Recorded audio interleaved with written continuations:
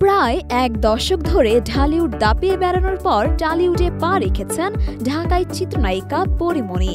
মূলত ফেলু বক্সি সিনেমা দিয়ে ওপার বাংলায় অভিষেক হতে চলেছে নায়িকার।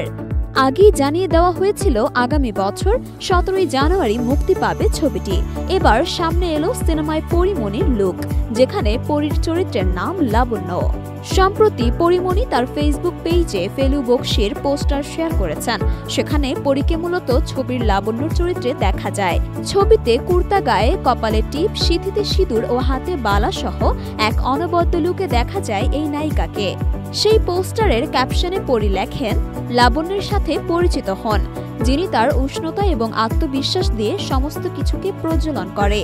বিশেষ করে তার চওড়া হাসি ও চমৎকার মন দিয়ে যিনি বুদ্ধিদীপ্তভাবে মানবিকতা এবং ভালোবাসা ছড়িয়ে দেয়। পরীর এমন লুক দেখে তার ভক্তরা খুব বেশি খুশি। সেটা পোস্টের নিচে ভক্তদের করা মন্তব্য দেখি বোঝা যাচ্ছে। একজন মন্তব্য করেছেন, শুভকামনা রইল, অপেক্ষায় আছি।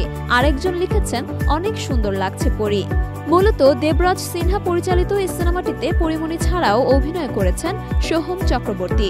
এছাড়াও আছেন কলকাতার অভিনেত্রী মধুমিতা সরকার। ছবির শুটিং হয়েছে গত বছরের এপ্রিলে। ফেলু বক্সি থ্রিলার ঘরানার একটি সিনেমা, আর ফেলু বক্সি চরিত্রটি স্মার্ট এবং প্রযুক্তির সাথে আপডেটেড। সাধারণ এক বাঙালি ছেলে যে খেতে খুব ভালোবাসে আর রহস্যের সমাধান করতে, সেখানে রহস্যের কেন্দ্রে থাকেন পরীমণি।